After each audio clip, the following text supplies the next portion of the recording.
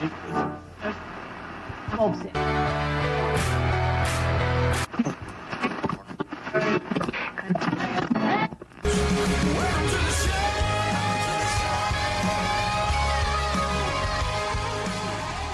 Have you checked out the Disney Plus app yet? No, I have not checked the Disney Plus app. Is it worth anything? I don't know. I haven't checked it out either. Yeah, I haven't checked it out. I'm not signed up yet. It's just a funny story I got that I figure I talk about since it's the biggest rage where everybody's getting the Disney Plus app because it came out this week. So I was at the doctor's the other day because I have a bum ankle. And the lady checking me in actually had a Disney thing up on my phone. So she saw it and she says, "Oh, do you have the new Disney app?" Because it just came out that day. And I was like, "Oh, no." She was like, "Why not?" I got it. I just can't watch it at work. And I said, "Well, I'm not going to get it until after this weekend because I have a busy weekend with work and other stuff I got to get done." And I said, if I got it today, I would just do nothing and watch 30 plus years of The Simpsons. And the look I got was ridiculous. And I think she was perplexed by my lack of willpower. I think she doesn't believe that binge watching is a thing where you just start watching a show and then 4 days later, you're like, oh, I'm done with 12 seasons of whatever. Yeah, I went through that with Blacklist when I first got here, and I flew through all of a sudden it was over and I didn't know what to do, and I started looking for this season 7 and I couldn't get access to it. I was very upset. I don't know her at all. You know, she just checks me into my doctor's office, and with my ankle, I've been there a lot lately. But I wanted to be like, don't act like you're better than me, that you haven't sat down and binge watched something for hours on end. Like, don't judge me for that, right? Am I alone? Don't judge me, but does it bother you a little bit like when Netflix says, "Are you still watching?" Does that bother you? Because it does me. It's like, I probably could have done something in the last 3 hours because it's every 3 hours. My thing with that is I'm usually asleep when it tells me that because I will fall asleep if I binge watch for a long time. It's like that's part of the joke, right? Right, and then you got to go back. I'm not really going to watch. Yeah. Well, with that, figure out where you fell asleep. So you're watching like 2 episodes back because the episode you think you're on, you start watching and you're like, I don't remember any of this. And then you go back to the episode before and you watch the whole thing and you remember that whole thing. So you wasted another hour watching that.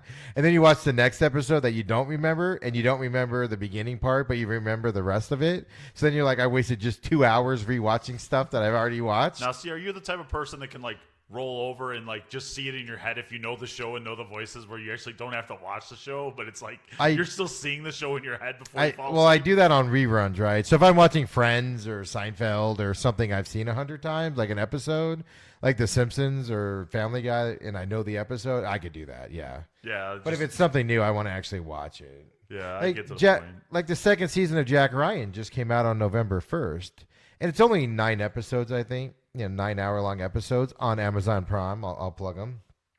And it's a great show. And I watched it. I watched 4 episodes on the first that night. And I woke up the next morning early. And I even tweeted, the Jack Ryan account on Twitter. And I said, well, Jack Ryan's out today. I guess I had nothing else planned, And they retweeted it because they thought it was funny. But I just can't believe the whole thing of, I think that girl thought she was better than me, that she's never binge watched stuff before. She's lying. I know, right? She's totally lying. I feel like she was even the judging me, busiest mom in the world binge watches, I'm sure. Yeah, right? Kids go to bed and you go and you start something. You're like, oh, I've been dying to see this. And then next thing you know, it's 2 a.m, right? Yeah, it was funny. When the ranch, I love the ranch on Netflix. When that came out, I binge watched the whole season in one day. And I'm like, oof. What have I done to myself here? Did you have Cheetos on your chest and residue everywhere? Yeah, it was I had the peso dip on your shirt and chips were in the bed, and I'm like, well, I guess I got to get up and wash these sheets now too. But yeah, I'm guilty of it. I don't know. But then I get bored and I'll put Madden on and play pretend that I've done something in the last. I'll play Madden and I'll turn it off. Yeah, you got to talk about your manager skills. You got to heighten those manager skills. Exactly. Got to make sure it's up to date. Update the resume. Went 7-12 with a terrible team. That's a stepbrother reference there that they put that on their resume that they manage a team of 28. Fantasy baseball.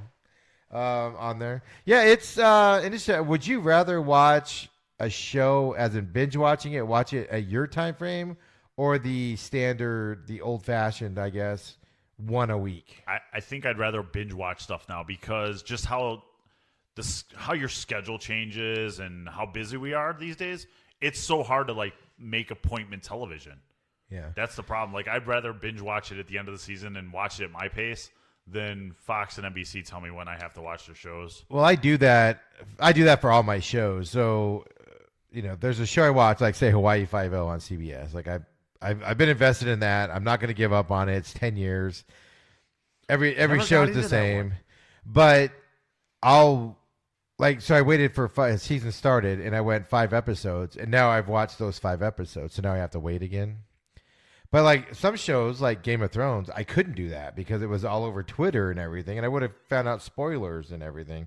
So that I had to watch every week, but I would rather it come out and I watch it on my own. That's even the weekly stuff. I try to get it out there because I hate that you watch the end of it and then you're like, oh man, I got to wait a week for the next one. What's going on now? What? No, I want to just next episode. Yeah, because if it's a good ending, you want to watch the next episode right away, and that's a sign of a good show. So the other thing I like about it is if it's a bad show, you can just sleep through it, and then it says you watched it, and you can just claim you watched it. That's very true. You can just move on. That was me. Hopefully next week's better. That was me with Stranger Things. I just can't get into it. My kids are totally into it. I cannot get into it. I struggle through the whole thing. But the nice thing is that I can sleep through it, and it doesn't, it just keeps going automatically. Never watched Stranger Things. Haven't got into it yet. Well, don't let my opinion, because I'm apparently the only one that doesn't like it. All right, well, I'm going to give it a shot because I'm out of shows to watch. Oh, now, yeah, so Netflix. I'm going to give it a shot. Yeah, everybody, intern, my kids, my sister's kids, everybody seems to like it, but I just can't get into it. So well, I'm going to give it a shot, and I'll have a report next week on the Stranger Things. It's 3 seasons, man. Well, that's less than a day and a half. Yeah, that's 30. I'm on a plane for 7-8 hours this week. That's true. I mean, It's I 30. got time. Well, I mean, it's 30 plus hours if it's 10 episodes. I think the first season was 8 episodes. Then it was longer, like 10 for the second. Yeah, no, you can cram it in on a plane probably. I got 8 hours on a plane, and I got plenty of time. Rile it up. We'll see if I get through the 8 hours. So speaking of binge watching, college football last week. Some really good games last week. Yes, this was probably the best week of college football that I had seen in a long time. I watched more college football this week than I've seen in a long time, so I was enjoying myself. So obviously the quote unquote game of the century, LSU Alabama. We all picked Alabama. Wrong. And we were all wrong. So I'm going to jump on this LSU bandwagon, which I was kind of refusing to go on because, they beat some good teams this year. But I'm not sure about that offense still. And that offense just proved to me right there that they are the real deal. They're going to be hard to beat. Doesn't mean they're unbeatable. But they just really impressed me with the way they played in that game. Forget about all the things we said last week where Nick Saban's the master after a bye. He owns the series, blah, blah, blah. We were wrong. Yes. But I mean, you know what? The score, though, 46-41, I'm still on the Alabama side of this. Like that, I still think that they are the best team of the college. I still think they're the best team, even though they had that loss. I would like to see them play each other with with Alabama having a healthy quarterback. Yeah, that's very true. Because you cannot tell me he's healthy, because I heard that all week, when he's still questionable for this week. He's still going to be a game-time decision. He wasn't healthy. But here's my question about that game, right? You mentioned the score, 46-41. Why is it that when the SEC plays all these schools, they're always like low-scoring, like battle-out schools, and then when 2 high-powered, good defensive SEC schools get together, they light it up 46-41 or whatever? Like, why does that always happen in the SEC where this is going to be a low-scoring game. These defenses are state-of-the-art, best defenses in the league, and then they always have a big high-scoring game. Yeah, no, they do, and it's weird. It's just not the big guys. It's all these games are high-scoring, but when they get against the non-conference, it's just man, the defense is just so impossible. Right? Flexing the chest and everything. It's just but I'm an offensive person in football. I want to see the scoring in football, so I think I enjoyed it. I mean, I love the scoring. I don't mind a 46-41 ball game as long as the defenses make them earn it. I don't want to see a 46-41 ball game where, it's every pass is, a 50-yard bomb and things like that. I want to see the defenses make them earn a touchdown. But I'm okay if a team, both sides, the offense gets paid too, right? So, especially in college, especially in Alabama and LSU. They get paid? So, so I want to see a defense make them drive down the field and earn it, get to third down and they have to convert it, stuff like that on there. But yeah, no, so it was great. So that results in, I guess, a little bit of controversy with the playoffs this week. I'll just read the first was LSU in the new playoff committee poll. 2 was Ohio State. 3 was Clemson. 4. Now, that's right. Let's just stop there. Those are the 3 undefeated teams that are up in the play. I know there's other undefeateds, but those are the 3 undefeated teams that should be top 3, right? Yeah, those are the top 3. I'm in line with this. This is where I thought it was going to play out. I was going to ask you, yeah. This is where I thought it was going to play out with University of Georgia, number 4. I predict, I think we were talking about it, and I said I think Georgia comes in at 4 this week, and they did. I don't know if they stay there, if it plays out where they stay there, but I definitely see this week I had a feeling Georgia was going to be there. So I'm okay. I thought they'd put Alabama at 4 just because they lost to the best team in the country. It was a close game.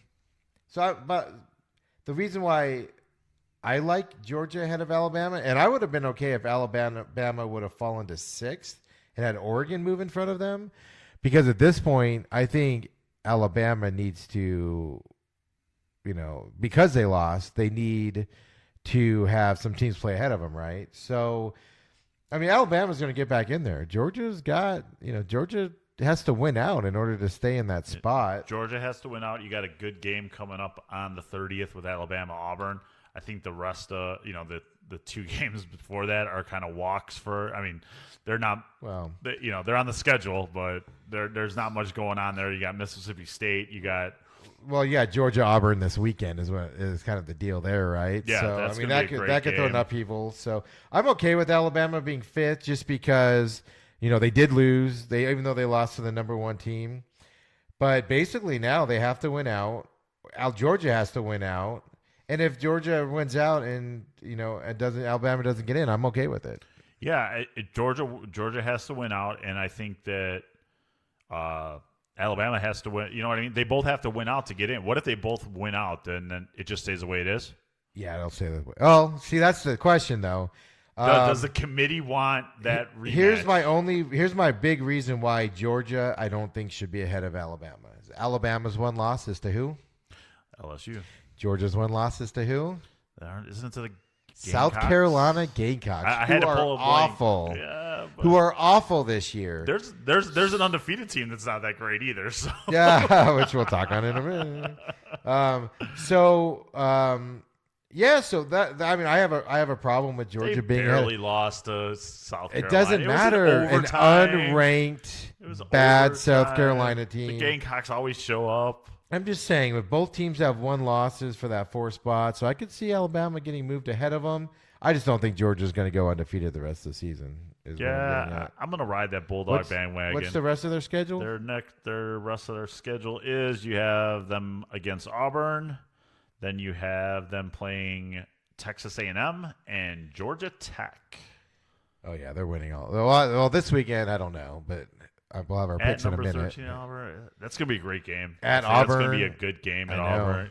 So if it was at Georgia, if they were at home, I would say that it was pretty much. I thought it would be a Georgia lock, but going into Auburn with that true freshman who's really good, he plays well at home. I know, right? So in that Georgia Tech game is always a close one too. At the end of the day, because Georgia Tech still play that weird option or whatever the heck they play. Yeah, they still do that option. That's hard to play against. So. It's hard to game plan that one for sure.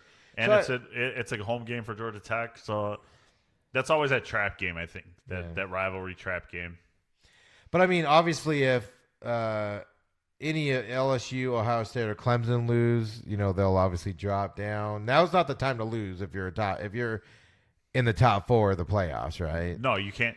You can. What do they say? You can afford an early season loss, but you can't Yes. overcome the late season loss. And you sometimes can. Like Alabama can overcome that loss because, like I said, it is the number 1 team. It's just harder, which you have to earn it in. But will Georgia play in the SEC championship? Because Alabama's not going to play in the SEC championship game now, the way it is right now. Yeah, it could end up being Georgia.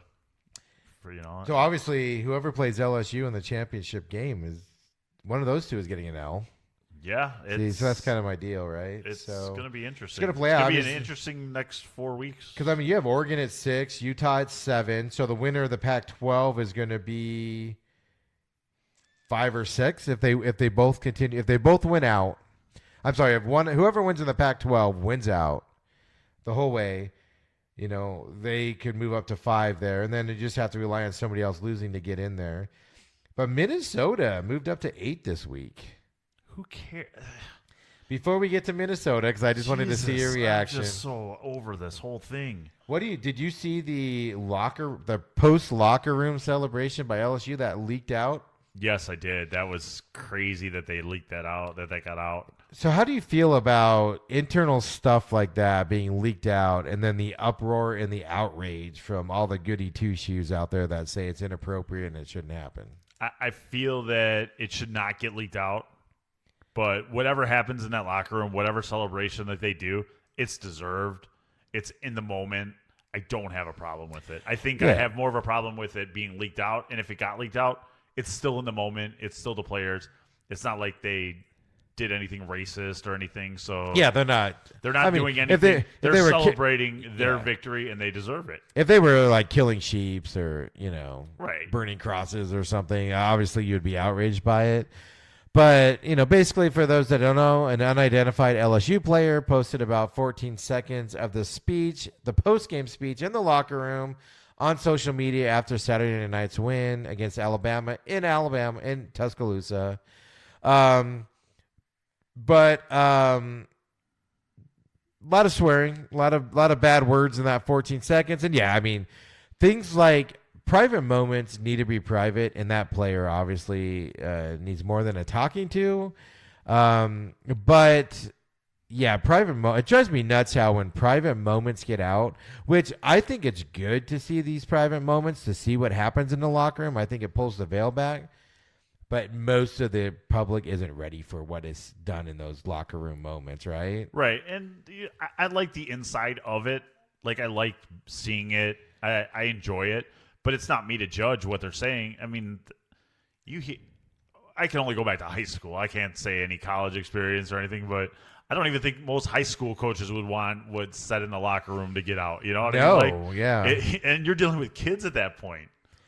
Yeah, it's it's a private moment. The football people that don't play football and aren't around it, I don't think they realize how emotional a game. They think guys just go out there and they're robots and they just play. And then it's over. Yeah, and then they're just like, "Oh, let's go get dinner." Right. There's a reason why there's a cool down period after a football game before the media is allowed in.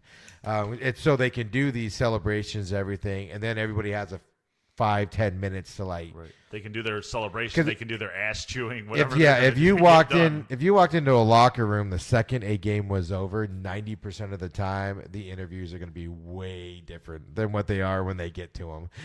Yeah, no, it's a totally you can't the energy, the passion, and everything that you have to play that sport.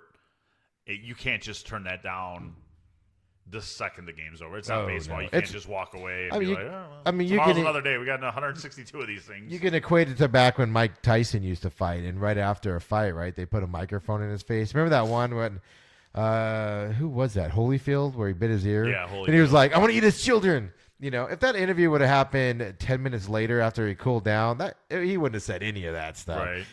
He was just angry. That's the way you have to get to go in and beat up a guy. Same thing in football, So, yeah, things like that need to stop leaking, and if they leak, people need to stop being outraged by it. That's my opinion on it.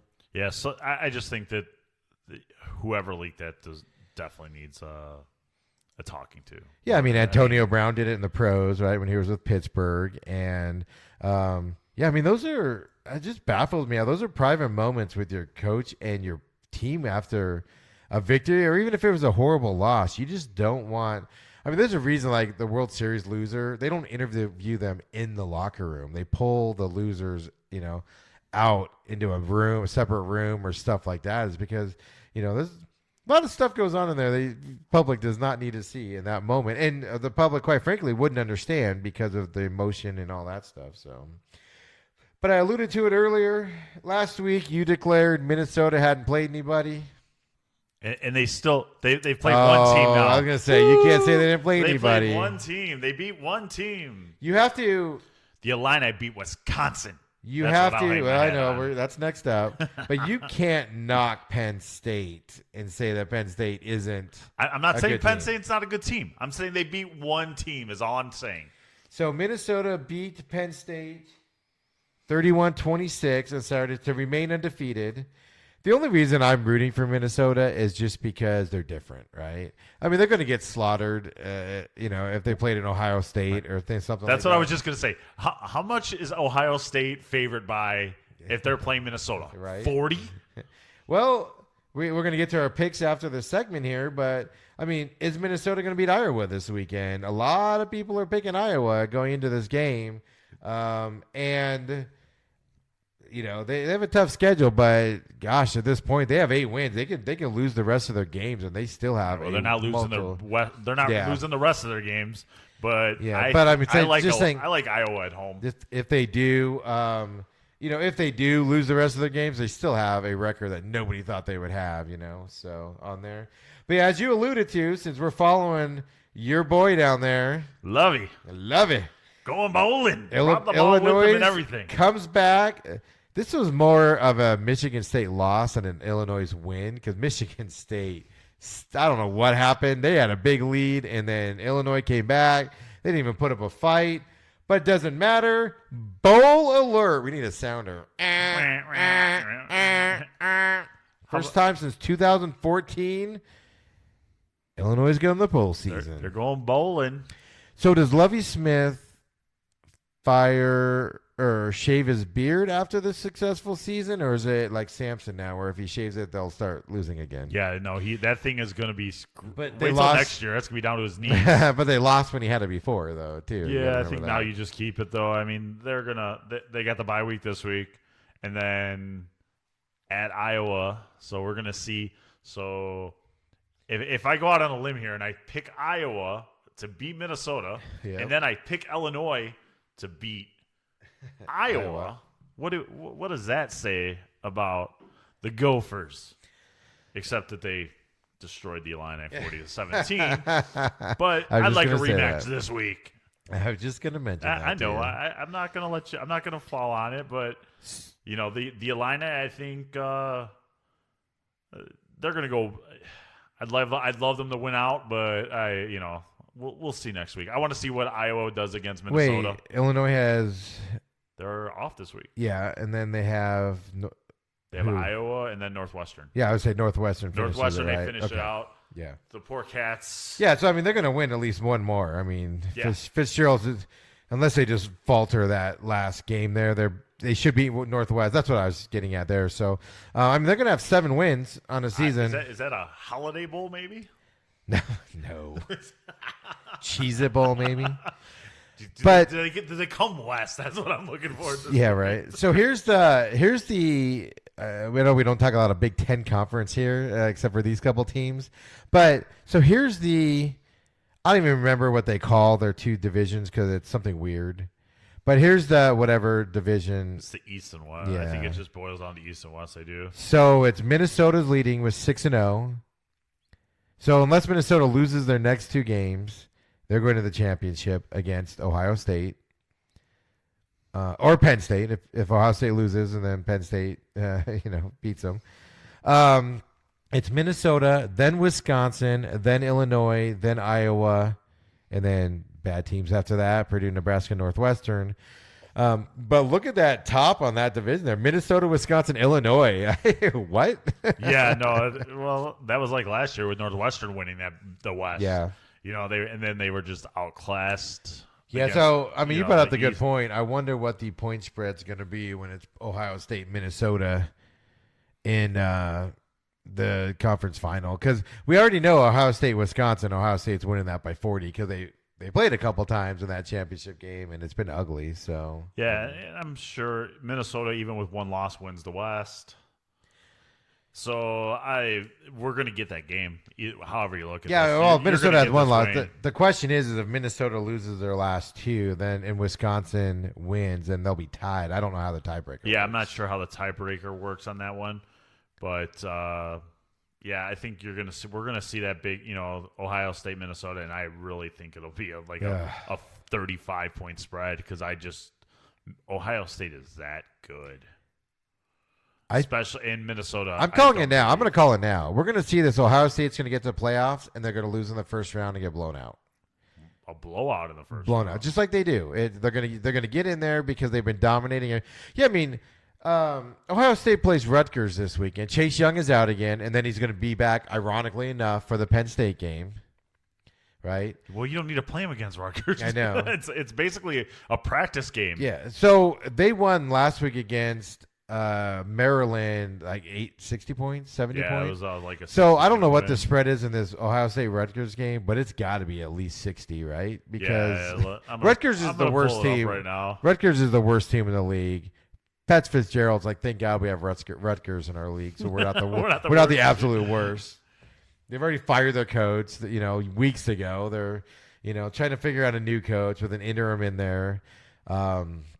It's just god awful is what it's coming down to. 51.5 point line, the largest line in modern sports. And I would go on the over on that. So would you take Rutgers getting 51.5? I probably would. I mean, even if Ohio State takes all their starters out, the backups are probably good enough to beat them by 40 points, 50 points. Last week, Ohio State was calling timeouts and whatnot against Maryland because it came out, and there were hints that Maryland is the one that turned in Chase Young because he's from that D.C. area. So they're the ones saying that he took the loan and he turned Chase Young in. How do you feel about that? I don't think – I feel that the NCAA should have left this alone. I don't really see that this is – this to me is the NCAA reaching. Hold on. Okay, let me play devil's advocate. Senior year of high school, he commits to Ohio State, right? Yep. So now he meets somebody after he commits to Ohio State. Not a family friend for 100 years. If this was an uncle that gave him the money, I would agree with you. This is a guy he met senior year in high school while he was either in the recruiting steps or already committed to Ohio State. A year later, this grown-up that he met after he committed to Ohio State or during the recruiting process gives him a few $1,000s so his family can go with him to the Rose Bowl. I think it would ended up. That's didn't it end up being just. I didn't see the total. $800. It doesn't matter, and he paid it back. It doesn't matter though. The rules state boosters cannot give money. Do we know he's a booster?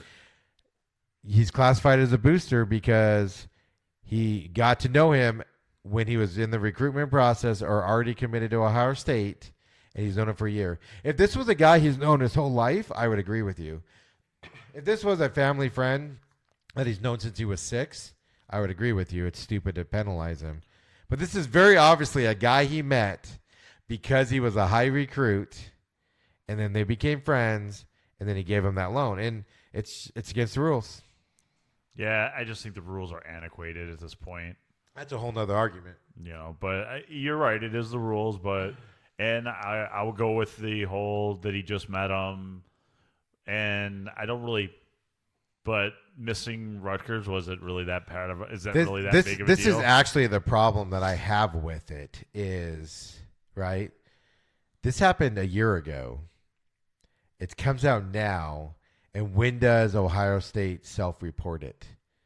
When they know they have 2 bad teams on their schedule so he can be back for the big games. That is my problem with the process is this should have been outed earlier on there, and the penalty should be over, not during a slow stretch on that. what I want to know is, and I'm not accusing Ohio State of anything, even though I kind of am. I want to know when they knew about it, how long before they self-reported, and was there discussions with the NCAA about it to when they knew it would only be a 2-game suspension, and so they knew that they could come out and do it then. That's the stuff I want to know. How big, how long did they know about it? Why was it reported when it was reported? And was there a discussion with the NCAA on what a penalty would be? And did the NCAA tell them 2 games, and that's why they chose and was it chosen for these 2 games? Yeah, no. And that's what I want to know. That's all I want to know. Yeah, I don't care about anything else. I don't think you'll ever know it because the NCAA doesn't want you to know that. Well, because in the grand scheme of things, they want him on the field. No, this is my point. Is we're never going to know it because they don't want us to know it because we know the answer, right? Yeah, we know the answer. Yeah, we're gonna do this, and it's gonna get brought down to this, and this is all done behind closed doors, and we still want him on the field when it matters. Do it this week so you can miss these 2 games and go. And it's not only Ohio State that does this. I've known, if you've paid attention at all, we know that when a player does something that's questionable, you self-investigate it, and then you go to the NCAA and talk about it, a punishment or whatever, and you try to keep it within the school. So this is what happens. But like I said, did Ohio State know about it last year? I think that's more egregious if they knew about it last year, or did they literally just find out a week ago and then they instantly acted on it? So those are just the things that I question on the process because it just looks shady and it's ridiculous. Whatever. Yeah. And stop taking loans to get your family out. Do what everybody else does. Your mom takes the loan. Your dad takes the loan. Yeah. Your second cousin takes the loan. That's true. You could have used the player doesn't take the loan. Right. Do Cam Newton, where your dad gets all the benefits of everything and then shares it with you. Yeah, definitely. Anyway. No, think it through, guys.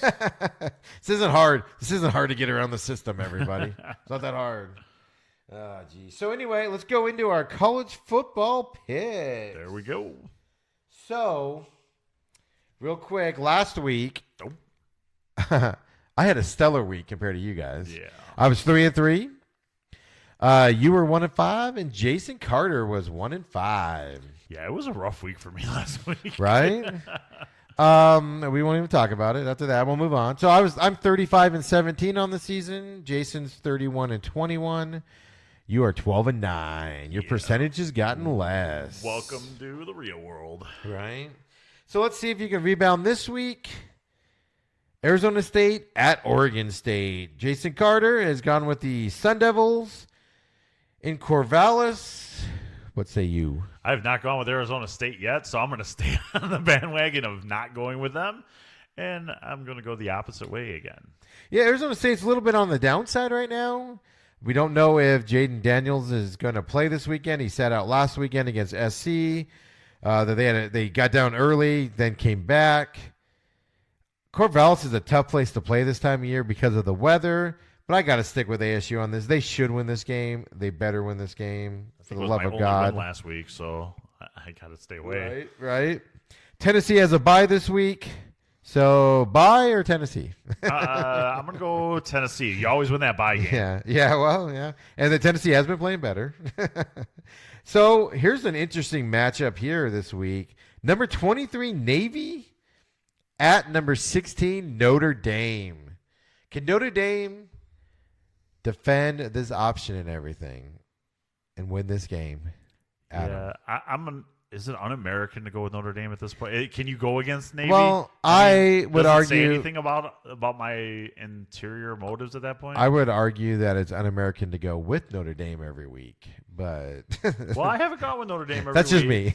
I'm going to go with Notre Dame though. This game is in South Bend, and Notre Dame has been playing well lately.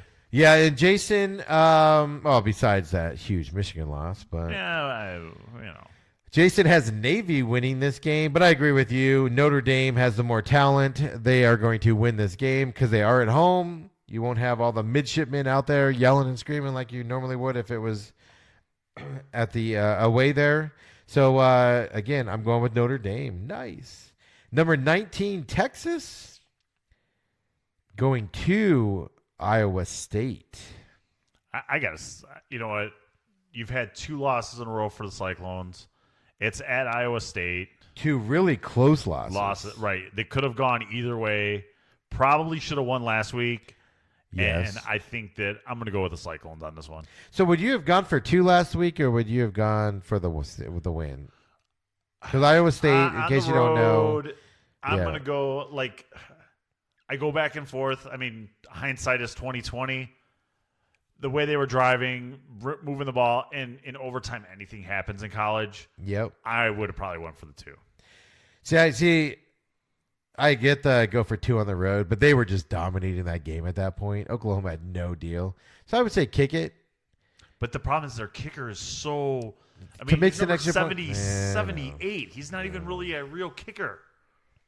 Well, they lost because of it. Yeah, So. they did. But I think they win this week. Bounce back week.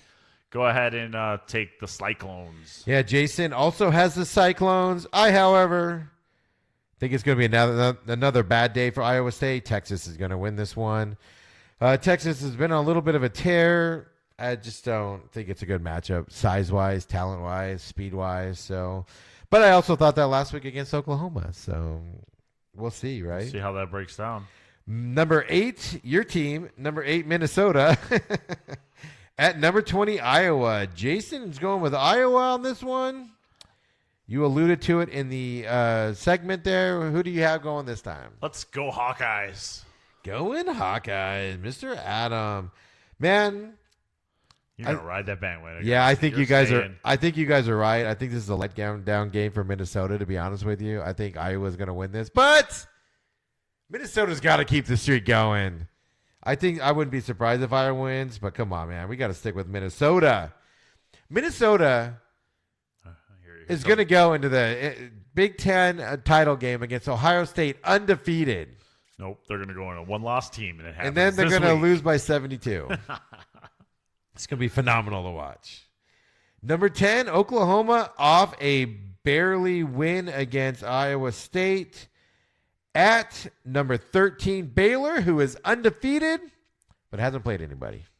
Yeah, I'm going to stick with Oklahoma. They seem to find ways to win games and stay in it, and I'm just not convinced with Baylor. Their undefeated season is over. Yeah, Baylor is going to lose this one pretty bad, I think. Oklahoma is just going to – Oklahoma's been playing some close games lately. They lost one they shouldn't have lost.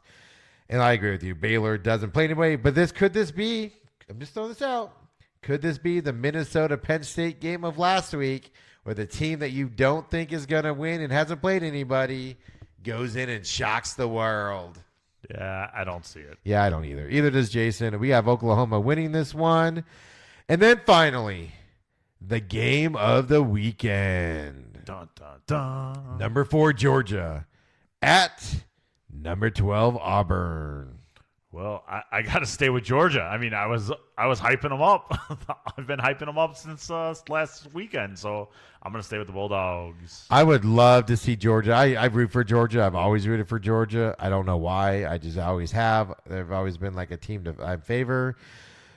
But I think Auburn's going to do an upset this weekend, and Auburn's going to win this game and throw the SEC into pretty much turmoil at that point. So Jason also has Auburn this weekend beating Georgia. And the main reason I'm going with that is just because Auburn's at home. And I just think they're going to do it. There we go. I just think they are. What do you know? So those are our college football picks. Quick and easy this week. And maybe hopefully you guys cannot go 1-5 or whatever you went. Yeah, 1-5 was really bad. That was brutal. Don't even know. I got an excuse. I know I could be you this week because I'm going out on a limb on a couple of those that compared to you guys and everybody else on the planet. So on there. So really quick, some Major League Baseball news, Adam. Yes, the MLB hot stove kicking off with the general manager meetings. Is that kicked off? Yeah. Are they here? They're here. They're here in They're Phoenix. here. They're here in Phoenix. the 85-degree temperatures Yeah. of Phoenix. It was a little chilly this morning. 51 when I went to the gym this morning. I was like, whoa. Did you ever think that you would complain that 51 was a little chilly? No, right? Because no, but and it was funny because I was looking at my car and it was up to 66 like 2 hours later. Yeah, I was saying like when I go back to Chicago or back east for stuff, that's always my joke. It's like because it's a low of like 32 and a high of 34, and it's like, does the sun work here? Because here it'll be. I was thinking the same thing. Yeah, because here it'll be like especially out of the house, it can be like 20 to 25 degrees in the morning, but then the sun comes up and will be like 60. Right. It's a 30-degree swing. It's tolerable during the day, and then the sun goes down and it's cold again. But yeah, you go back there, it's just like one temperature, and it's like what? The sun's. I can see the sun. Like, why isn't it warming anything up? No, you're 100% right. It is like crazy how that does that because like right now it's 30 degrees there and it's going up to a high of 32. Yeah. Like, yeah. does the sun just turn off? I know. You're in the Midwest. It doesn't heat there for some reason. It's weird.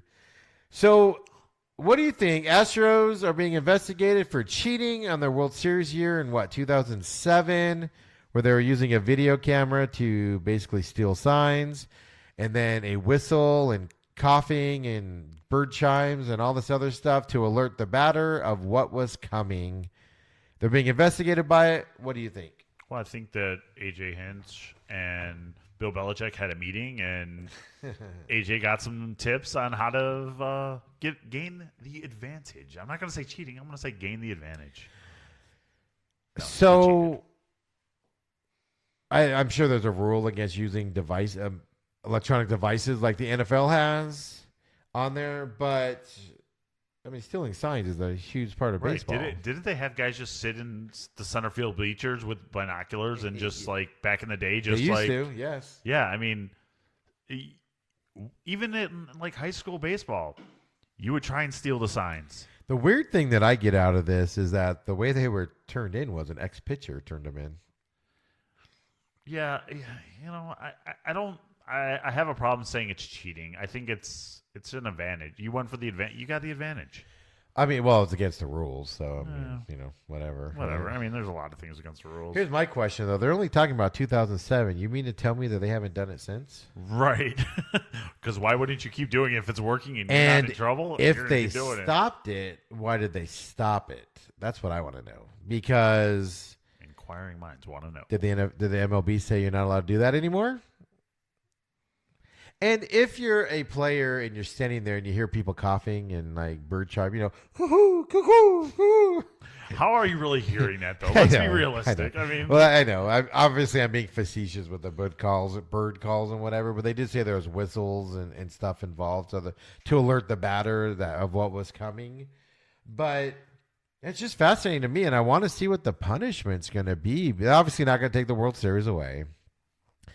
It's going to be to see what the punishment is. Because you got to remember, this is the organization that also stretched things where they hacked into the Cardinals. Yeah, servers to get their signs. And they've pushed the limits on this stuff before. So this isn't exactly a first time. The other dichotomy on this that you have to think about, that at least I'm thinking about, is we know what the NFL did when the Patriots got caught cheating with the camera, right? They destroyed all evidence and didn't talk about it again. The cover-up. What's MLB going to do on this? Are they going to come down hard on the Astros, or is it going to be one of those situations where they're going to say, okay, guys, no more of this. We've destroyed all the evidence. We're not going to speak of it anymore. Everybody stop doing it. I think there's not going to be that. There's going to be the cover-up, because what can MLB really, besides, what do they really do? I mean, draft picks don't hurt you like they do. Yeah, so they take away one draft pick, which is one penalty I saw. I saw AJ Hinch needs to be suspended 50 games. They're not going to do that. It's more of an organization thing. You can't put it on one person. Yeah, AJ Hinch isn't in the dugout saying blah, blah, blah, blah, right? It's got to be coming from above.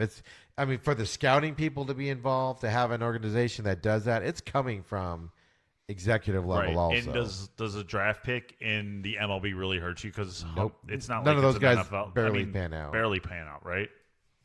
Yeah, I just find it interesting. So we'll have to watch this story because it's just coming out a little bit here. So we'll probably get some resolution, or maybe not. Maybe it'll just get swept on the rug. And Their spying on the Cardinals server thing just kind of disappeared. Yeah, and it really wasn't it. Yeah, it just barely. I think that's more egregious. I agree. That's more steal. That's because that's more not. That's not even a part of baseball. Stealing signs has been part of baseball forever. And I would agree. Steal signs, that's part of baseball, but don't be using cameras and stuff like that. Right. No, I agree. But if you can steal it the old-fashioned way. There's a reason they can't wear Apple Watches and stuff like that in the dugout is because you can do things electronically and get information faster. So I agree. They need to come down on that. But like you said, if you catch it 4 years later and they stop doing it, what kind of punishment can you do? Yeah. No, Nothing, I agree that this is just – it's a story, but – it's been a slow week. So. And this is going to be weird for me to say, too, but you can't tell me they're the only ones that have done it. No, because why? How are they? The Astros aren't reinventing the wheel there, That's the thing about cheating, right? Is nobody comes up with a new way of cheating. They just come up with a slightly different way of doing cheating, right? Like technology-wise or whatever. So exactly. It's just like offenses in football. There's no reinventing the wheel. You just kind of twerk it here and tweet, and you're good to go. Right. So Gabe Kaplan, the ex-Phillies manager that was just fired after the Nationals won their playoff game, their wild card game, was just hired as a Giants manager. Good hire. Do you think so? Yeah, good hire. Well, I didn't expect that answer. Well, just because I thought it was one of these things where we weren't hearing anything name-wise that really had any substance. We said last week it was again him and then two bench coach guys or something for a couple other teams. So I think that it's a good hire by the Giants from what was available. What were you going to do? Were you going to bring Dusty Baker in? Was he coming back? What were you really going to do? I think Gabe Kaplan is a horrible manager. I think he's a dumpster fire. This is the guy that once went out to change pitchers in Philly and didn't have anybody warming up. Well, he's not the only manager that's ever done that. Name another one. Oh, man. White Sox. I am drawing a blank, but I know for a fact there is a former White Sox manager that went to the bullpen and there was nobody out there. Oh, my God. That's my favorite thing. I'm going to find it because I know it's there. But, I mean, the players didn't play for him in Philadelphia, and he had Bryce Harper this year, and his players kind of just didn't play for him. That was a knock on him. But I agree with you. I mean, he gets a second chance to go in there and show he's a major league player. And let's be honest, San Francisco's organization is 10 light years better than Philadelphia's in terms of a whole organization. They just function differently. Dare I say it, they know what they're doing out there, kind of a deal. That even when they have a bad year, they rebound pretty quickly after that. So I think it's an interesting hire. Let's put it that way. I'm interested in seeing who would you have hired though. That's the problem. I don't know. Is there anybody is there anybody out there that's like? So, why doesn't he have a job? What I'm fascinated about is of all the hires, right? You have teams like the Padres and the Mets that go with first time guys with very little coaching experience. And especially zero in the major league level, right? And then you've got the Phillies who go with Joe Girardi, tons of experience in a World Series. And then you got the guy that gave Kaplan that has 2 years of managerial experience, and it was pretty much a dumpster fire for 2 years. So I'm just loving this dichotomy. But let's not forget, the Giants also are an analytics team. They don't do anything without numbers. So Gabe Kaplan, he really isn't managing this team. He's going to get those notes in the dugouts and from kids running up. And that's where baseball's half of Major League Baseball is trending that way. Oh, I forgot about what Madden and the Angels. Yeah. So I mean, it's not anything new. So here's the thing. First of all, congratulations to. I find this part controversial, so we'll see. Jacob deGrom was announced this morning that he gets his Cy Young Award winner for the National League. A New York Met won the Cy Young. Yeah, this is one. But it's his second one in a row on top of it. Right. I mean, how do you not give Max Scherzer the Cy Young? Yeah. This is one of those where you got to scratch your head. I get that he had a good year, but your team still didn't get it done. Forget about the team. I mean, he wasn't just that. I thought of two other pitchers before him in the National League that I thought should have got it before him. But let me give you the AL one, where it was announced the other day that Justin Verlander wins the Cy Young for the American League. So to show you, I agree with you on the National League one, that there might have been a couple other options on that. But he wasn't even the best pitcher on his team this year. Garrett Cole was undefeated from May 13th or May 22nd until the end of the year. Yeah, no, I think that this should have been Garrett Cole's award. But going back to what he said at the end of the game, does that factor in what he said after the playoff? Don't they vote on this before the playoffs? That I'm not sure of, to be honest. They don't do playoff stats or anything. Because, oh my God, even if you put playoff stats in there, Verlander shouldn't win it. Not even playoff stats. I'm talking just, like He was awful. I was just talking about, like, does it come into, like, play with his comments after the World Series? And no. Does any of that stuff care? No, it shouldn't. Because it should be best pitcher in baseball, right? Yeah, that's what it should be. And Garrett Cole was the best pitcher in baseball from May 22nd or May 13th, whatever it was, May till September. Future White Sox pitcher, is that who we're talking about now? And God, you're so hoping for that. And I'm begging for it. He's not even the best pitcher the guy that wins it isn't even the best pitcher on his team. Is it bad that I keep just going on Twitter and looking for anything that gives me hope? So Adam's all excited because for the second year in a row, a certain agent is going out and saying that the White Sox are in play and we're going to talk to the White Sox and our guy's going to go to the White Sox. And we're talking, of course, about Scott Boras. And every year they go someplace else. You guys lost to the Padres last year with Machado. Would you rather live in San Diego or live in Chicago? I mean, let's be realistic. I mean, but White Sox were pretty confident they were going to get him, and then they lost at the last second. Yeah, I don't follow those rumors especially with Scott Boras, because he's the king of getting teams fired up and bidding against themselves and things like that just to lose it at the end. But you seem excited about him. I am excited about it. I'm trying to pull up Boras's quote here about the White Sox.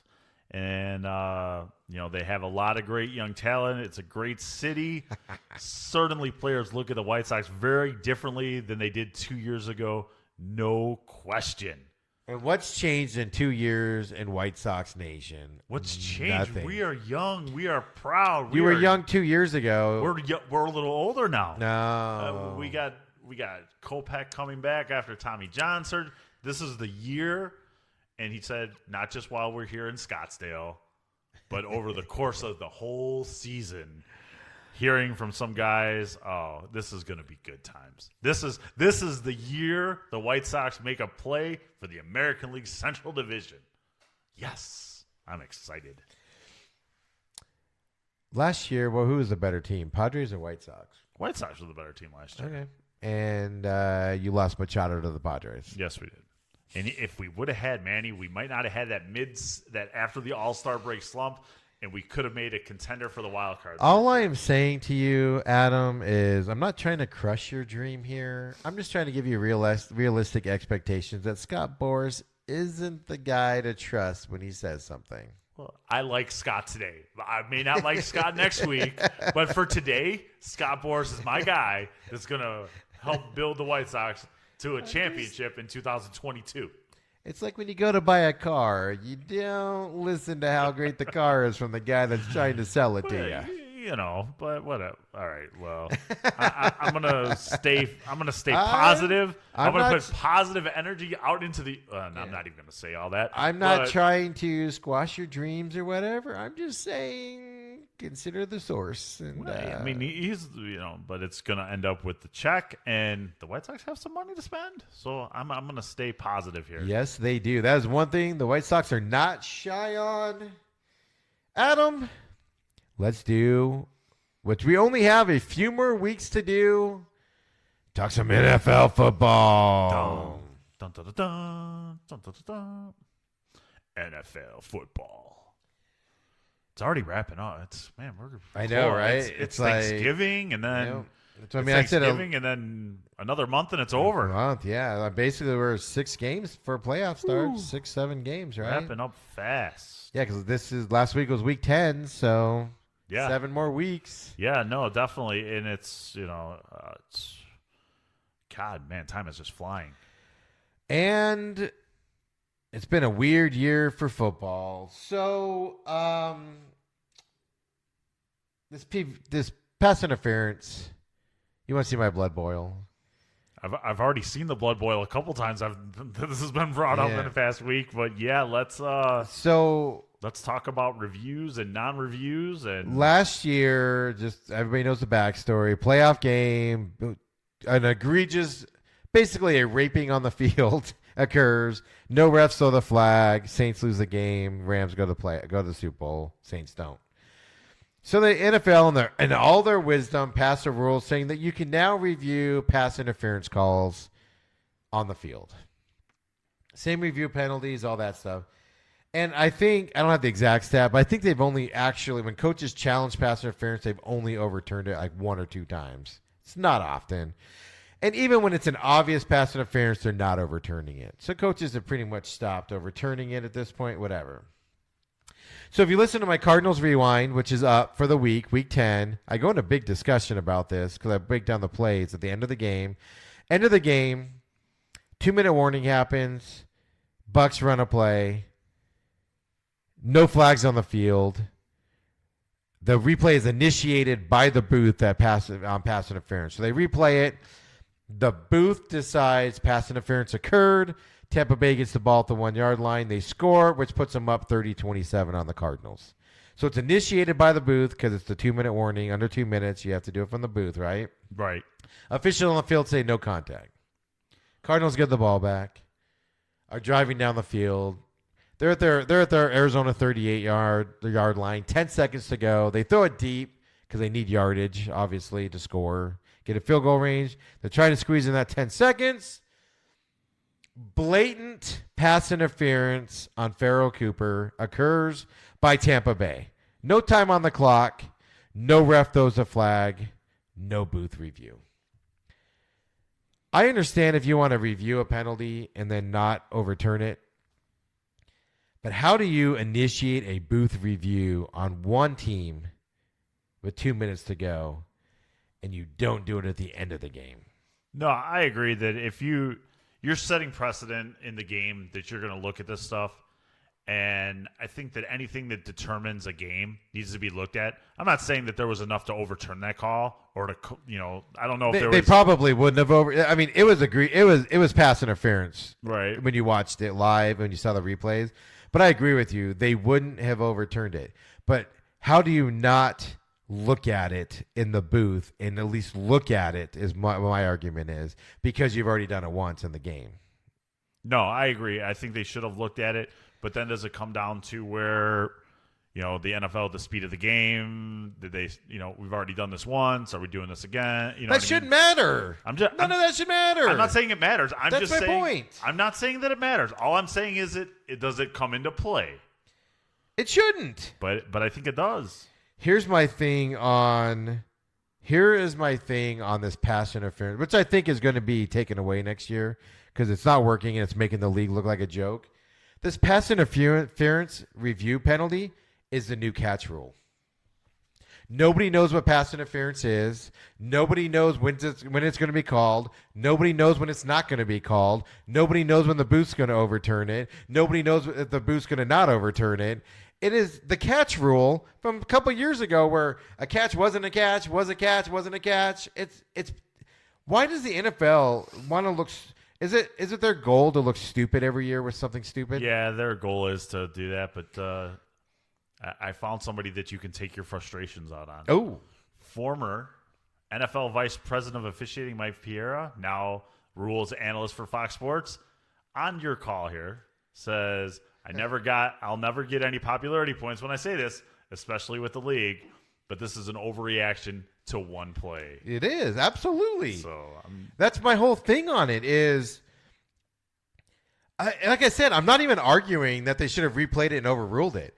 I'm just simply arguing if the booth is going to review it on one play 2 minutes earlier, whether they reversed it or not, and they're not going to look at it at the end of the game when it's a blatant pass interference call, how can you review one and not the other and call it a fair game? Okay. You are arbitrarily deciding things in a game from a booth at that point, and doesn't that look silly? No, it does look silly. Do you want the pass interference to be reviewable? No. No, you want it to go away. Because of this reason. Just because of that? Okay. Because of this reason. It is arbitrarily being enforced, is my point, right? So the booth decided one play was egregious enough to at least look at it. And here's the other thing I'll say is the Cardinals one that wasn't replayed was worse than the one that they actually looked at. But if you're going to look at one, you've got to look at it. You got to look at another one, especially at the end of the game. If it was the middle of the third quarter, all right, fine. They didn't look at it. You got time. But this was the end, most important part of the game, right? And you don't even look at it you don't even say, oh, hold on, let's look at it. Even if you don't overturn it, at least you gave us faith that you're going to look at it and then make your silly call and be stupid about it. But my problem is you can't. It's like the booth is playing a game. This rule is playing a game, and they're arbitrarily picking who's going to win these games is what I'm getting at here. Yeah. I'm literally saying that booth decided the Bucks were going to win that game because we're going to review this one and we're not going to review this one. I can't argue with you on this one. That I'm flipping papers. I'm showing. Yeah, you're very angry on this one, so I'm not going to go against you on this one. And it's not because it's the Cardinals, and it's not because it's my team. I'm looking at it objectively here that these calls. I mean, we've seen plays where guys have been in the middle of the field and literally taken down, literally grabbed and shoved down. No flags on the field. Coaches do it, and they're like, "Oh, we didn't see anything." We've had 10 officiated reviews between offense and defensive pass interference, with 4 reversals for booth initiated ones. Yeah. This was the first time where a booth initiated one was overturned. By the way, in history of a year, the whole 1 year history of the rule. So I can see your frustration on this one for sure. It's like I said, it became obvious in week 4 that coaches that challenge pass interference calls, it's not going to be overturned because it was rarely done, right? Right. So a lot of coaches have just stopped challenging it. Don't waste the timeout, et cetera, et cetera. Don't lose the challenge. And I'm fine with that. If that's the way they want to do that, fine. It's a stupid rule. They look like idiots, fine. But now it's looking like, oh, we're going to review this one and not this one. It's too arbitrary. Way too arbitrary. Which pass interference is an arbitrary call anyway for the refs on the field. And if they didn't call the one against Tampa Bay, they didn't feel like it was bad. Basically what it was, the guy fell down and took out a Tampa Bay player. And if they felt that one was reviewable, then the one where the guy hit him 3 minutes early before the ball got there has to be at least be looked at. I don't understand with the same thing with the catch rule. I just don't understand why the NFL sets themselves up for criticism like this. And it's to the point now, and it's their people doing this stuff. Forget about the referees are bad enough on there. And now we have another layer of bad officiating involved here. Like it's almost becoming unwatchable at this point because you just have no faith that the good's going to happen. It's getting that bad for a lot of people. I've been reading all week about other teams, and everybody always blames the officials, and I don't take it to heart. But when people start giving examples of the same refs making the same mistakes and having the same, there's a site that charts referees that miss calls. It's the same guys missing the same calls every week, and they're still out there for years at a time. And it's if some random site is charting this stuff, you mean to tell me that the NFL isn't? No, the NFL is charting it, and there's always going to be controversy in the NFL. Well, I know, but there's always going to be controversy just because fans are involved too, But that's what's funny about this is I'm not arguing that they should have called pass interference on the card. I'm just begging them to replay it, to review it. You have it there, review it. It's what we're supposed to be doing. What it's there for. At least look at it. And if you didn't review the first one, I wouldn't be arguing you need to review the second one. That's what's funny about this is I'm like, I'm okay if they didn't overturn it, but you can't tell because they actually came out with a statement saying they didn't feel it was booth reviewable. So they looked at it and said, "Oh, this isn't booth reviewable, so we're just going to not review it." Right. But so you actually reviewed it. But didn't review it. It's oh my God! Can it be more ridiculous? Can it be more ridiculous? The passion and the fury. And here's the other side of it: is you can't tell me that this crap ain't going to happen again in the playoffs, where everybody's going to be watching and be involved. Everybody, this officiating has been terrible this year, and it's going to continue. And it's kind of scary what ends up happening here. So imagine a playoff game where a guy just gets blown up early, and nobody on the field throws a flag. And they go to the booth, and then they're like, oh, nope, that's good. It's going to be ridiculous. Nobody's even going to talk about at the end of that Saints. You almost forget that the Saints played the Rams in that NFC Championship game because what's everybody talk about? Yep. One play. One play. That's all that You're mattered. like, who'd the Rams beat to get the Super Bowl? Right. Huh? They were talking about that. It was funny. We were talking about that. They were talking about that this morning on the radio. It's like, wow, I just can't stand, I believe in the human element in sports. I wish replay would go away. Or if you're going to replay it, you can only replay it in real time and the angles you got. Because there's slowing, basketball especially, when you can slow it down to where you see it rolling off the guy's fingertip to see who touched it last. That's not what replay is intended for. No, it's not. It's to confirm or get the call right. Yeah, and if you can't see it in real time, it's not there, folks. We do not need to be breaking down slow-mo replays in order to find out if a guy's foot is in or not. You can either see it or you can't. Let's move on with our lives. And 90% of these issues that we're dealing with is because of replay. It's because people at home can stop on their DVR a play, right? And literally go frame by frame and find the one frame that proves they're right. But if they go one more frame, it proves they're wrong. But they post the one that shows they're right, and then everybody jumps on it, right? Yep, exactly. And don't even it's like this whole heads or tails thing, right? I was wondering if you were going to go there. I wasn't going to. We're not going to talk. I was going to go there, and then I'm like, well, maybe we're not going to go there. You're trying to give me a heart attack. Going to give me a heart attack here. I wasn't in the notes, but, so a local guy here hears tails, so he posts it. And it goes viral. It goes viral. So now everybody's like, oh, we got to go tails. There's no way in freaking hell that the referee says he called head, that Richard Sherman called head. Well, Richard Sherman's not going to tell you that he called tails. Well, yeah, he is. Richard Sherman, he's the most. And then it's like, well, maybe the rest of the stadium can't hear in there. You can hear the coin. I go to games every freaking week. I don't even pay attention, and you can hear the coin toss going on. I'm usually eating stuff in my face with nachos when they're doing the coin toss, and I know who calls heads or tails. Nachos sound good. But that's the problem: is people can stop things on their phones and their DVRs, and then pause it and make things happen the way they want to happen. It just drives me batty. It's gonna give me a heart attack here. Here's the next thing that's gonna give me a heart attack here. Is so. We'll talk about the Bears in a minute, but the Jets are my, Jets. Adam Gase is the worst coach in football by far. His team's not playing for him. They're god awful. They just got blown out by the Dolphins.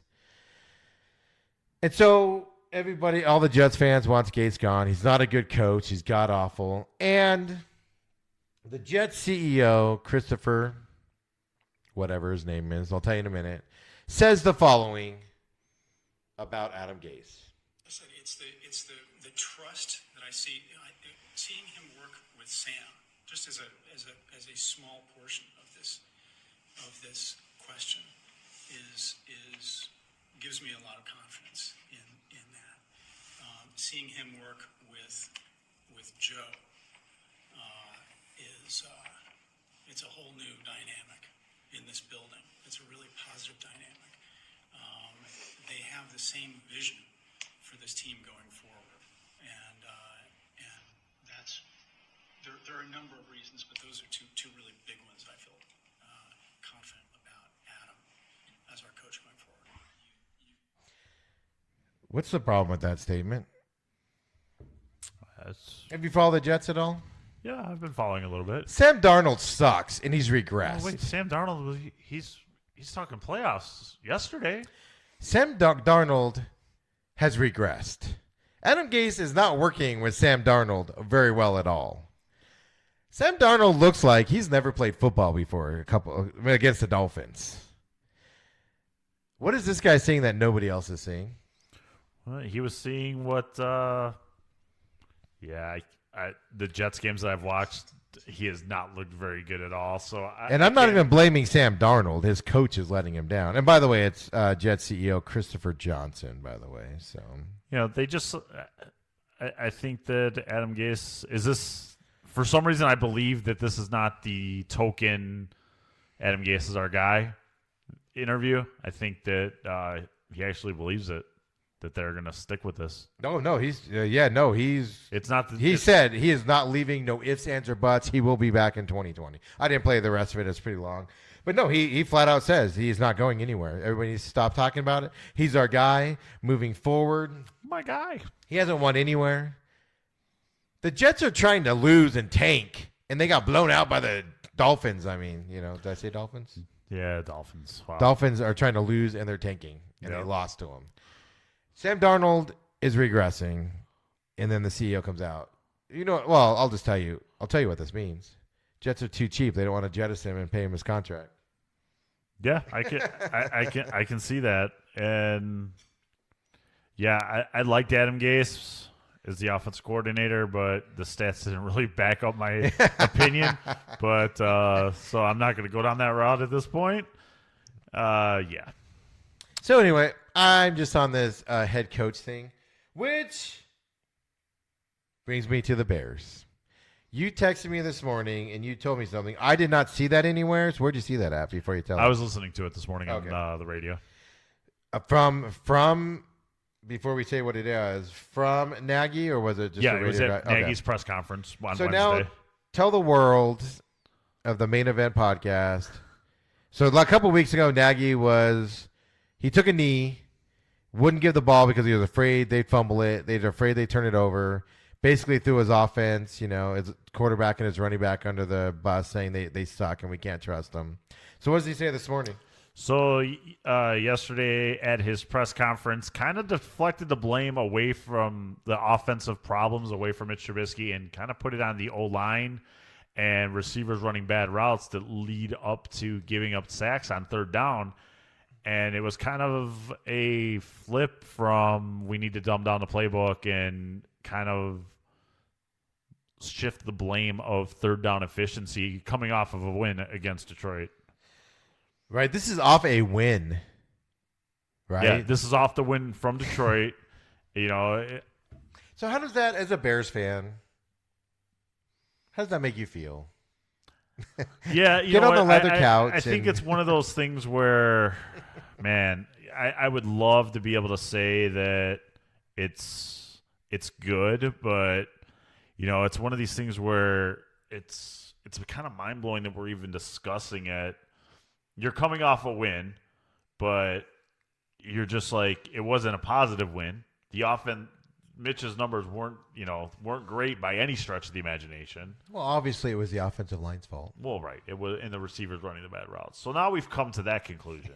I mean, I'm not going to say that the offensive line isn't brutal because it's been bad all year. I get that. And losing Kyle Long has not helped that line at all. But Mitch can't make the easy throws, and the receivers aren't running the wrong routes. They're running the plays that are called for the majority of it, and Mitch cannot make the throws. So it goes back to my point with Nagy. And like I said, keep in mind, I'm the guy going into this season and last season that said Nagy is like the savior. He's going to get the Bears there. He's going to win with the Bears. He's a great coach. And I am 180% on the other bandwagon now. After a win, he's attacking his offensive line and receivers. After a win. In public, that's one thing to say. Okay, offensive line's bad. They made a lot of mistakes. You break that down in private. You don't go to a press conference And before, at least he was asked. I'm assuming he was asked a question. He Yeah, didn't at there least was- walk to the podium this time Yeah. and just start. I was trying to blaming figure him. out who asked him the Yeah. question and go back and listen to it. Because when he took the knee and blamed Trubisky and the running back for fumbling issues and whatever that aren't there, by the way. He just ran. He walked in and was like, "Before we get started, I want to bash my quarterback and my offense real quick before we." This came off a question. Okay. So at least he was asked a question this time, so he can talk about it. But this is a coach that has no control. This is a coach that doesn't know what he's doing, and he is going out in public, bashing his offensive players in public. Not a good sign at all. Name somebody else that after a win, we listen to press conferences all the time. And after a loss, you'll get talk like that, right? Like, oh, offensive line. And even offensive linemen. There was a Jaguars, I think it was Titans lineman that missed 4 games, suspended, came back last week, and he's had penalty. He called himself out in a press conference. Was like, look, guys, before we get started, I suck. You don't have to ask me questions. I suck. I'm not doing my job, whatever. But it's a whole... Even his head coach didn't walk out and go, our offensive lineman is having a tough game and he just sucks lately. He needs to play better, right? The coach came out and said he's working on it. We're trying to get him better. Hypes him up. Not Matt Nagy. Right, but let me just tell you this. At least he's not John Fox. And I just Googled, former Bear coaches. So it goes Matt Nagy, John Fox, Lovie Smith. They even don't even list Mark Trestman as a former Bear coach. Really? No, I swear to God. That's the hilarious. funniest. They don't even list Mark Trestman as a former Bear coach. So I am happy Matt Nagy is here compared to what the last 2 shambles of coaching staffs have been. At least Matt has brought some sense of pride back to the organization because John Fox and Trestman. Pride for who? You did not sit through the Trestman ordeal. The Trestman ordeal was enough to ruin anybody's life. Yeah, Trestman was here with the Cardinals when Plummer was here, sorry, as an me offensive too. coordinator, and he blamed everything on the quarterback. Every time something happened, it was like, "Oh, the quarterback's just not very good," or whatever. And you're like, "Stop blaming the quarterback. You're the one making the play calls, dude." Which is my Some point of his here. press conferences were, I'd love to answer that question, but if I answer that question, I'll Yeah, forget the other question. that's right. It's like, okay. At least Nagy answers your question. And sometimes answers Before questions you give before them. you even ask Well, them. maybe he's psychic. You don't know this. But again, it goes back to my point. A head coach's number one job is to make his players succeed. We're in week 10. Adam Gase or Matt Nagy, if you had the choice. Ooh. Oh, dude. Gotcha. Nagy. All right. Yes, Matt, you got a position with the Jets. Right? Nagy can go to the Jets next year, and he can learn his mistakes with the Bears. There you go. Nagy, I think, a good head coach. I think sometimes, though, you get lulled into especially after last year when they had success. And I think the leads caught up to him. Remember last year, he was really gimmicky last year, right? Like they weren't a conventional offense. They ran a lot of gimmick plays. Yeah, the league caught up to it. Yeah, and the league. So you got to tweak that and yeah, reinvent yourself. and he does. I don't think he knows how. That's what I'm getting at. Oh, excuse me. As I die over here, I don't think he knows how to get out of it, which is a sign of a coach who's not ready for his position. Because the way you get out of that is you go back, right, and you start talking to those offensive linemen about what they're seeing and what they think you can do, and then for play calling and blocking schemes. So if you have a tackle, say, who's struggling in a game, what do? You roll somebody over, right, to help him double team. You go with with 2 tight ends on the side to help him out on the blocking side. You might have the running back, hey, you got to chip off of the right tackle every play before you run out there. Subtle things like that. And the Bears just aren't doing it. I mean, they're just not making adjustments, and that's on the coaching staff. It is not on the players. It's on the coaching staff. No, I would love to say that you're wrong, but there's definitely the coaching staff needs to take some blame for this 4-5 team. Yeah, and I feel like he's not. He's blaming his players, And one thing I will give Freddie Kitchens, who I think is a guy, he's not ready to be a head coach at all. He's not even ready to be an offensive coordinator for the Browns. But I will give him 1,000% credit that he will stand at a podium and take the blame, even though it is his players that suck and they are sucking and his players are messing up. He will stand at that podium and tell every reporter in there how it's his fault, my play calling needs to be better, et cetera, et cetera, et cetera. Freddie Kitchens is the one coach that can point to players on that field and call them out on stuff, and he just stands up there. That's one thing, the number one thing a coach needs to do, is my opinion. So anyway, no, I agree with you on that one. There needs to be some more self-criticism from that Bears coaching staff. Oh, we can contrast that because you brought up this name earlier today, Sean McVay. Right, he's been the savior of the NFL. He's what everybody wants. The Cardinals hired Cliff Kingsbury because they think he's the next Sean McVay in LA, right? And they are having a horrible year. They're going to miss the playoffs because they have the Niners, surprising Niners, and Seattle in the West. So they're going to miss the playoffs this year. He doesn't look anything like the genius he's supposed to be. Do you hear any of this stuff going on with him at all, anywhere? No, you really don't. And, Jared Goff has, I'm going to say, he's taken a step back, at least one step back. He's not the greatest thing since sliced bread anymore. Well, their offensive line is not what it was the last 2 years because they've overpaid a lot of people and you can't pay everybody. So they've taken the hit on the offensive line, which is, I would argue, the one place you don't want to take a hit, right? But I mean, just comparing and contrasting, they both have had, Nagy had a great season last year. McVay had a great season last year. Obviously, went to the Super Bowl. This year, both teams are utter disappointments. One coach is out there blaming his team and his players. One coach is not. One coach is taking the blame and talking about improving and how they're going to improve. Has Nagy, I didn't listen to yesterday's, has he said anything about how they're planning on improving? I didn't hear it last week. Not specifics, but I didn't hear it last week either. But I mean, there's questionings of McVay's play calling, how you don't run, how you get away from running Todd Gurley when he's averaging 6.8 yards per carry. Because Todd Gurley's hurt, and they're in a huge contract with him that they wish they weren't in. I think the Rams, honestly, are hoping Todd Gurley gets so hurt that he can just go away. They can get the insurance claim on him at this point. Ouch. That's a horrible contract. It saddled them. It hurts them really bad, and it saddled them beyond belief. And they're going to be down for a few years now because of that. I'm not saying McVay's perfect. Anytime it's the same thing where not only are the injuries and stuff like that, but the league's caught up to McVay, Yeah, no, and that's what happens. The league catches up. The league catches up quicker than you can change up. This is a thing where literally the competition is paid millions of dollars to study your every move and figure you out to beat you.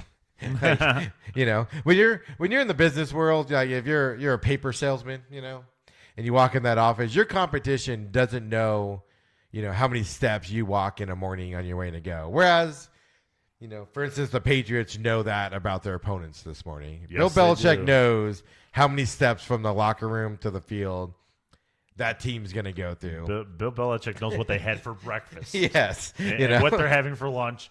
The players don't even know what's for dinner, but Bill does. That's what's so fascinating about sports is, Do you think the players call their wives and say, what's for dinner? And Bill says, I'll tell you what's for dinner. Exactly. You're going to Applebee's. Or they text and they're like, ribs again tonight, honey? And she's like, what? How do you know that? Bill just told me. So the big controversy in the NFL this week before we get to our 5 picks, the league on Tuesday sends out a notice saying Colin Kaepernick gets his own tryout this Saturday in Atlanta, and all NFL teams are invited. How do you feel about this? It's first of all, it's on a Saturday. 3 p.m. So you're not getting any coaches there. 3 p.m. on a Saturday. Right. You're definitely not seeing any head coaches there. So what are you going to get? An assistant GM, and if you're lucky, well, the head scouts are going to be covering college football, right? Yeah, well, don't you? And this I don't know. I've been trying to find out. Actually, I've been looking everywhere. Do they have a pro and a college scouting? Yeah, there's team? a pro. There's usually a pro scout, and so the there's pros won't. But yeah, I mean, all your college scouts are going to be at college stadiums, Right. Because it's in the heart of college football time. Yep. All the big games are going to be going on. Your scouts are going to be there.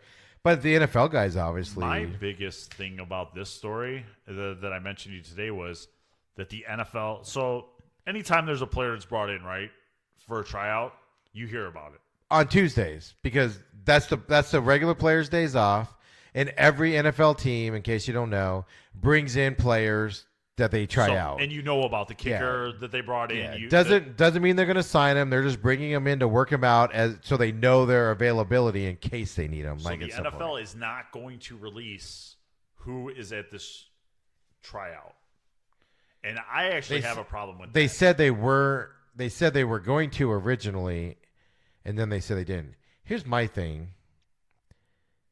if a team's interested, bring him in on a Tuesday. Right? Why is he special? Like what is the point of? It's not the combine. There's no. Yep. You know what I mean? Like if you're a free agent and can sign wherever you want, there's no reason. If the Bears wanted to look at him, bring him into Lake Forest. Yeah, bring him in on Tuesday. He's not special. This is my problem with it is so. Yeah, if you want to sign him, bring him in on Tuesday like anybody else, work him out, and then sign him or don't sign him. Like, that's all you got to do. It's simple, right? But now you've set this precedent where name another free agent, anybody that's done. That's what I was trying to think of. And nobody. I can tell you the answer. You know nobody. what? And to me, so you figure each team carries 3 quarterbacks, right? Well, no, some only 2, but yeah. All right. So let's just say there's 85 quarterbacks in the league, right? Okay. Is he better than 40 of them last time he played? That's a dumb argument, and I'll tell you this why. Jeff George was the best quarterback and had the best arm in the league, and he got removed from the league early because he had a crappy attitude. He could have kept playing and everything. There are players all over this league, all over the place, that aren't in the league today that are better than backups and stuff like that in this league, and they're sitting at home because there's other factors involved. Right? What it does to the team. Well, that, but then even money, right? Why do you think a lot of teams, they have their star quarterback and then they have a young quarterback as a backup? They can go get a guy that's better than that young quarterback as a backup, but you know what the pay difference is? The league minimum for a 8-year guy is way higher than a second-year guy. So, yeah, you can get a better backup quarterback in there, but you're not going to go do that and spend that extra money when you don't need him, right? So there's pay issues here. Not everybody's the Saints, where Teddy Bridgewater is the highest paid backup quarterback. Look at the Broncos, right? They had, why do I always forget his name? The old Ravens guy. Flacco. Flacco. Right, so Flacco makes millions of dollars. He's on injury reserve now. Who was their backup and who's playing? The rookie. Yeah. So you mean to tell me that they can't bring in a guy that's sitting at home right now that would be better than the rookie? Yes, but why not? Why do they not do it? So Colin Kaepernick, in theory, is better than this rookie, but there are other factors that he's better than him on why they're not bringing him in. So I think that's a stupid and false narrative. Yeah, I'd like to think that it's not, but looking at it from that perspective, yes. But I still think that that if he would keep his mouth shut, that there's a place in the league for him to have a job at this point in time. Okay, I don't disagree with you. There's a reason nobody's trying him out. So you can go with whatever side you want. There is no evidence there's collusion. No, I'm not going. There is no evidence that he doesn't have any talent, right? I mean, the last time we saw him, he was god awful. But his talent doesn't outweigh the negatives that come with him and the circus sideshow that you're going to see that comes through. And in the middle of a season, you're not going to sign a guy that the first time he steps foot on there, you're going to have press everywhere. Totally disrupts your week, right? Right. And everything. So does he end up? But here's my other issue I have with this. There are guys still kneeling in this league. Yes. Guys are still, there's 4 of them, I think.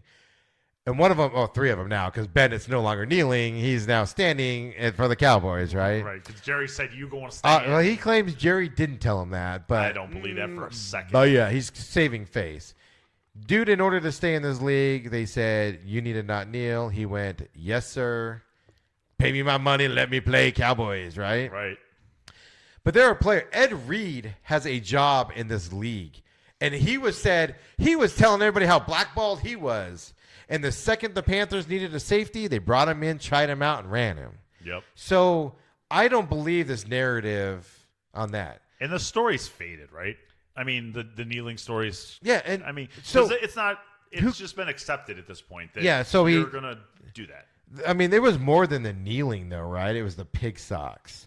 It's his political stuff where he's supporting Cuban, dissidents and Right. things He's like done that. a lot of things that put a bigger spotlight on his beliefs than on his football skills.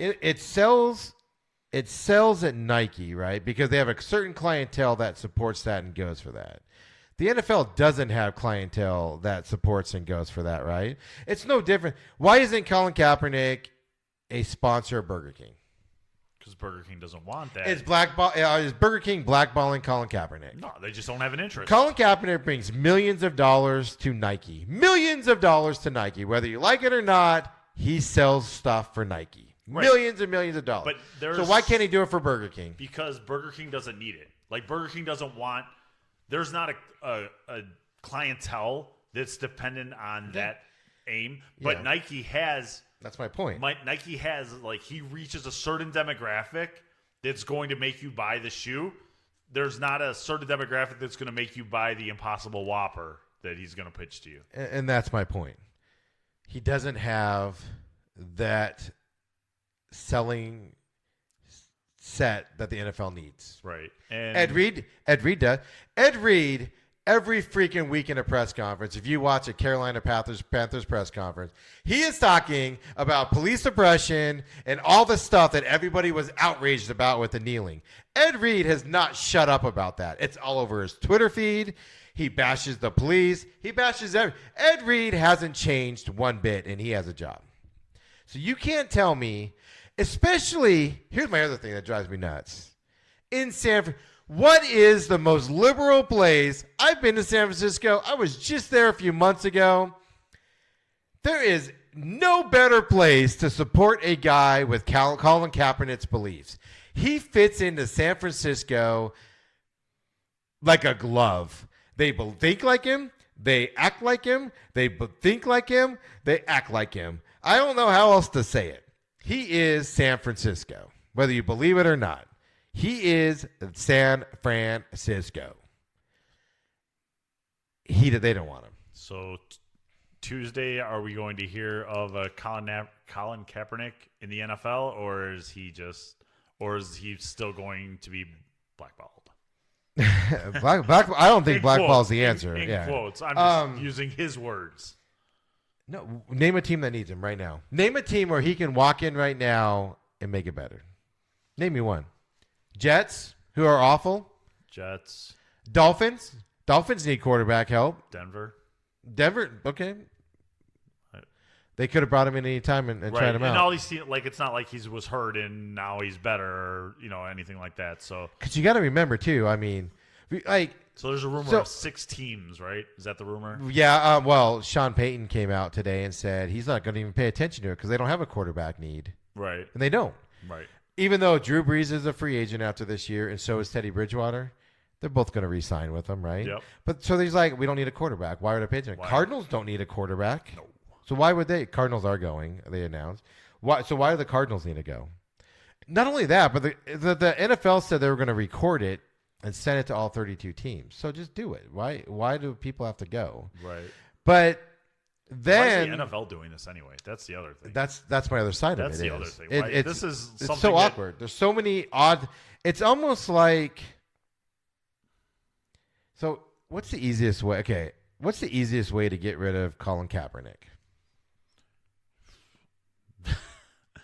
You have him try out for a team. Heck, have him sign with a team, right? Right. The NFL, if they wanted this problem to go away, they can go to a team and say, "Look, sign this guy. We'll cut the check, whatever, right? Do whatever. Just sign this guy. Let's see what he can do. If he's bad, he's gone."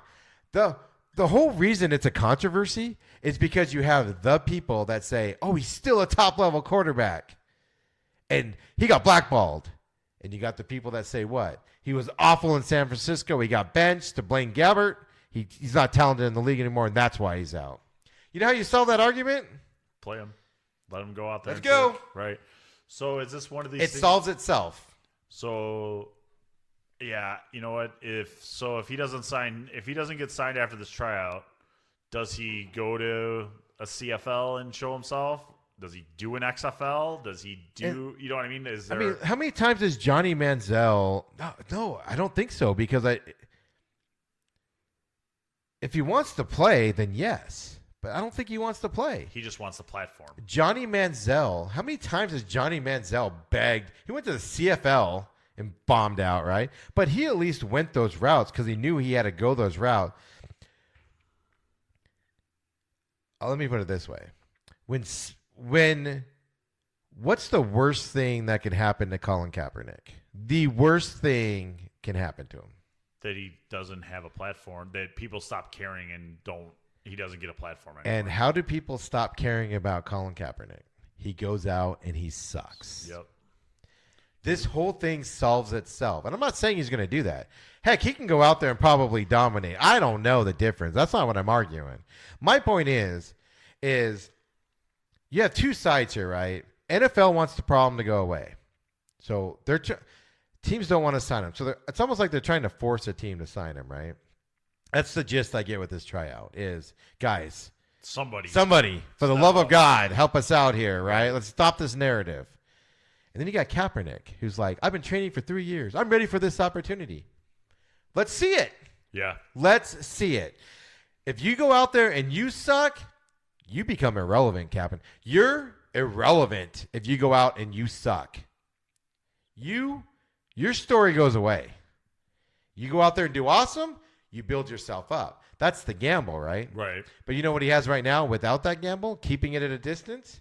He's got what he wants. Right. He still could tweet out and get, he's still And got somebody to blame. Millions of people that go, you've been blackballed. He's got a big league to blame for all his problems.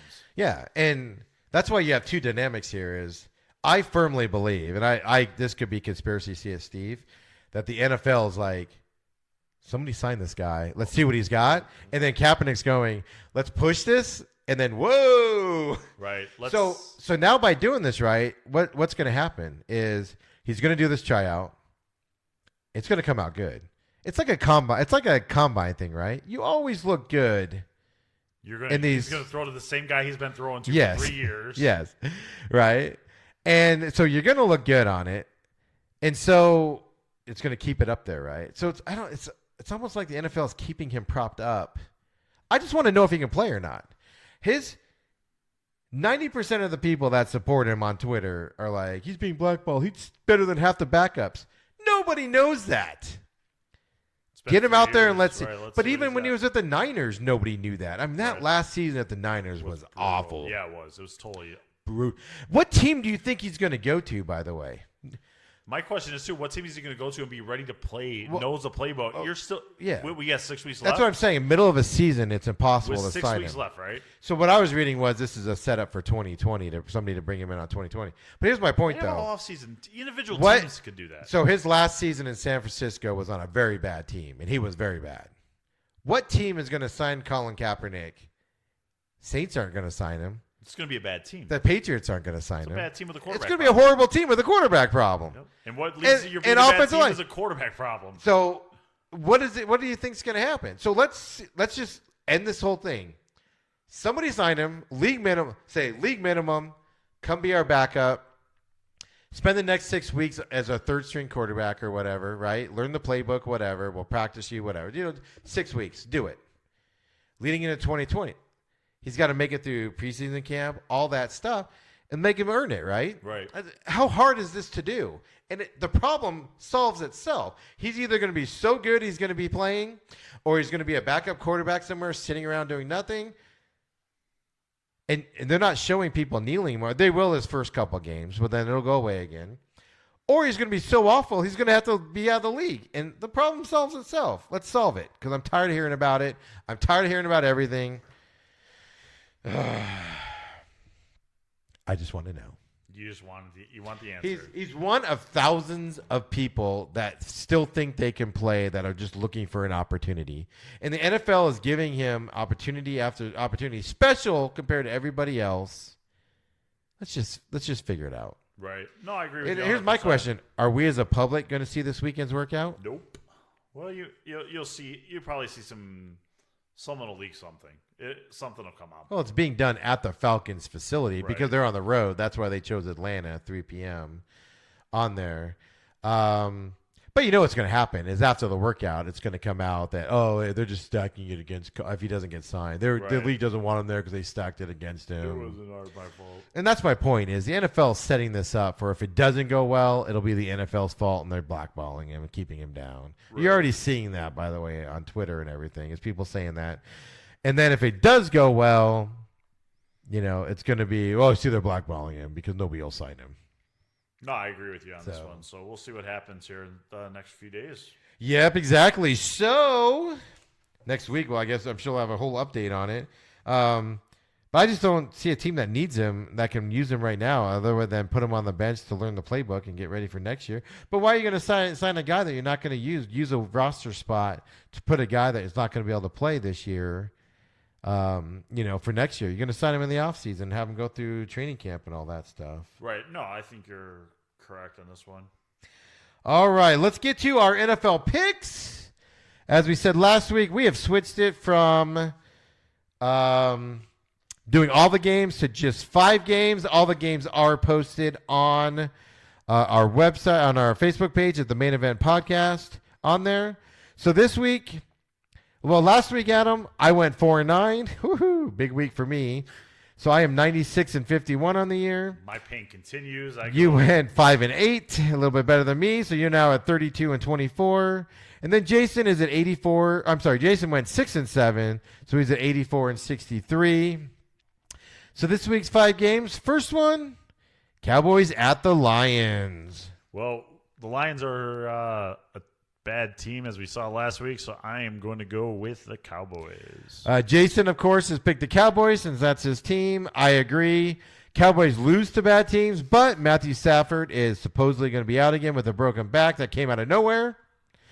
So I agree. Cowboys are going to win this game pretty easily. Next up, we have Texans at the Ravens. I'm going to go with the Ravens here. I am going with the Ravens also. I'm riding my Ravens bandwagon here. And Jason is going with the Texans. The thing that's going to be exciting to watch on this is, man, both quarterbacks are exciting guys in this league. So this will be a great offensive matchup here to see how they do against those defenses. Next up, Cardinals at the 49ers. I'm going to go with the 49ers here. I just think that they're going to be overmatched. The Cardinals are up and coming, but I just think they're going to be overmatched with that San Francisco defense. Yeah, so they played 2 weeks ago, and if you listen, please listen to the Cardinals Rewind where I break down the game and look forward to the Niners game. I do have the Niners winning this game. Last time they played each other, San Francisco's offense dominated the game, so I think that's going to continue this week. However, Jason picked the Cardinals to win at San Francisco. Next up, Sunday Night Football. Your Chicago Bears, Adam, play at the Los Angeles Rams. I'm going to go with the upset special here, and the Bears get it done. Going with your heart? Yeah. Jason, I tried to make a better swing on it. Yeah, Jason and I, Steven, have the Rams winning this one in L.A. this weekend against the Bears. We talked about the Nagy issues and all that, and I just remember what the Bears did. Just remember what they did last year to them. Surprise victory. All right, yes. Last game that we're going to do on the podcast before we post everything on the Facebook page is Monday Night Football. Chiefs at the Chargers. Give me the Chiefs all day on this one. Yeah, we all three have the Chiefs this weekend. Chargers. Dumpster fire city there. I don't even know how to describe. So disappointing, but Chiefs rebound this week and get a victory. They need a victory more than anybody does at that point. So, and like I said, all the other picks will be online. If you care to take a look at it, we would definitely appreciate it. Anything else, Adam? Just go Bears. Go the Bears. Where can everybody find you at? You can find me at Adam Michaels05 on Twitter. And you can reach me, of course, at SMAC500 on Twitter and all the platforms. Look forward to hearing from you on there. Until next week, we'll see you then.